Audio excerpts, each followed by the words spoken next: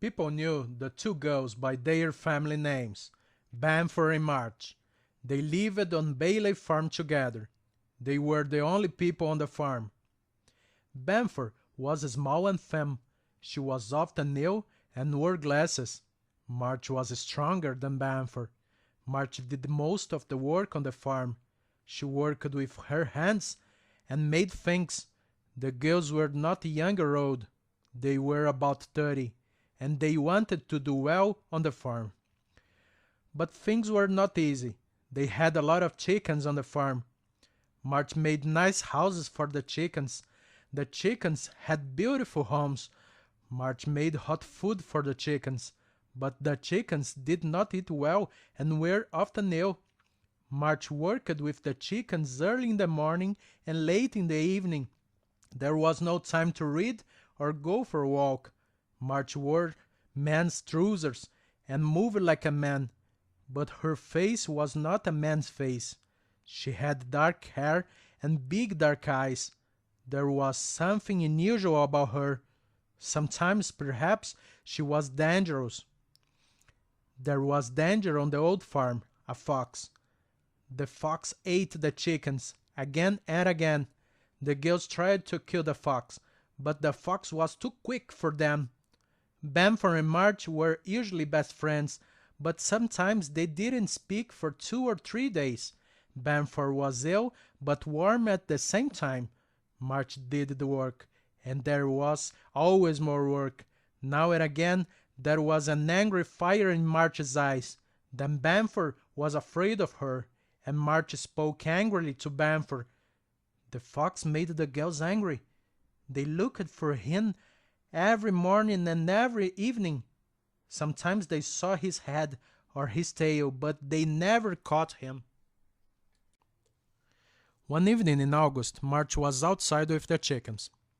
She watched the chickens and thought about everything and about nothing. She had a gun under her arm. The trees were beautiful in the sun. Suddenly March saw the fox quite near her. He looked up at her, and she looked down into his eyes. The fox looked at her, and he knew her. She did not move. The fox knew her and was not afraid. Then the fox turned and ran slowly away. He jumped over something, and then he was gone, like the wind. March walked after the fox. "I must find him," she said. She walked and walked. She did not find the fox. She went slowly back to the farm. Banford talked to March at dinner. March had said little. She did not tell Banford about the fox. Then she stood up and took the gun again. She went out to look for the fox. One evening later that week, March suddenly said to Banford, "The fox was at my feet on Saturday night. Did you kill him?" Banford asked. "No," March answered.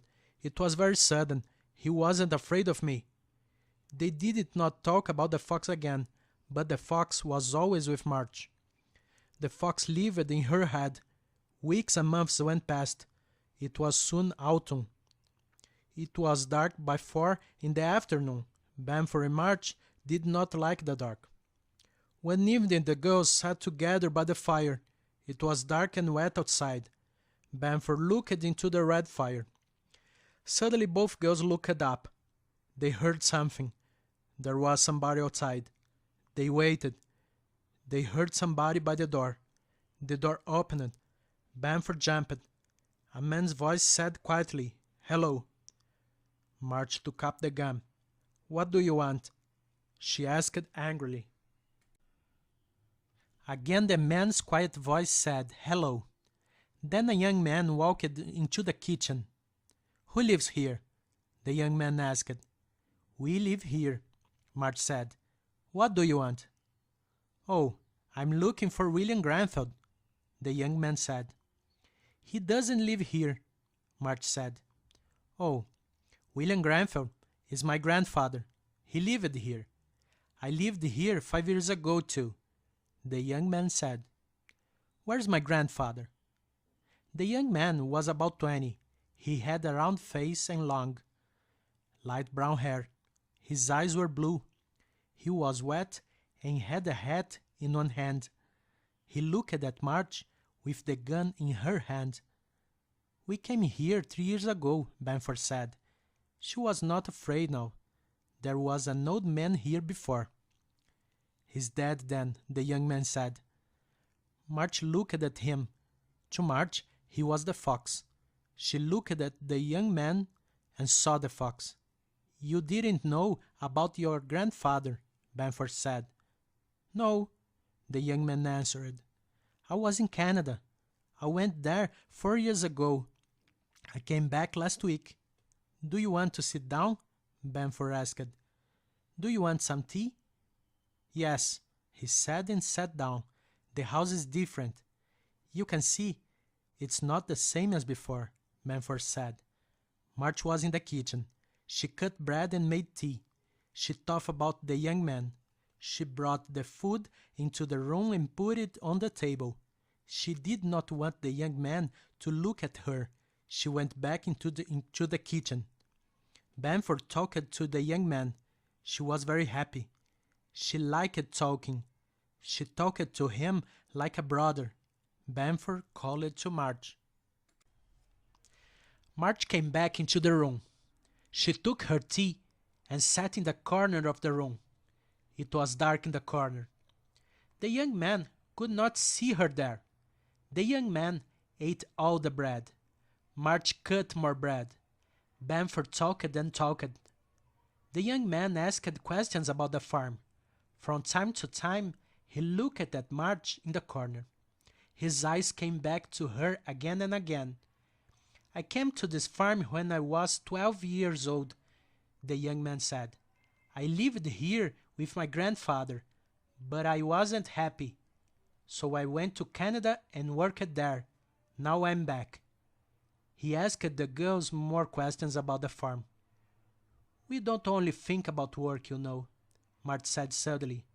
"We don't want to work all day like animals. We want some time to think and talk," Banford said. The young man laughed. "You want a man on the farm," he said. He laughed again. The girls laughed too. Then Banford began to ask questions. The young man's name was Henry Granville. No, he was not called Harry, always Henry. March sat in the dark corner of the room and watched the young man. She was the fox and he was here in the room with her. She was happy in the dark corner. "The fox can't see me," she thought, "but I'm near him." Soon it was late in the evening.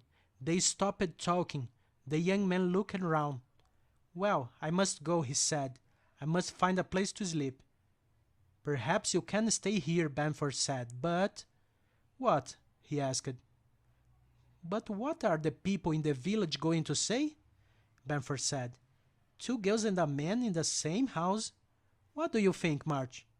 "The village can think what it likes," March said. "It's not important to me."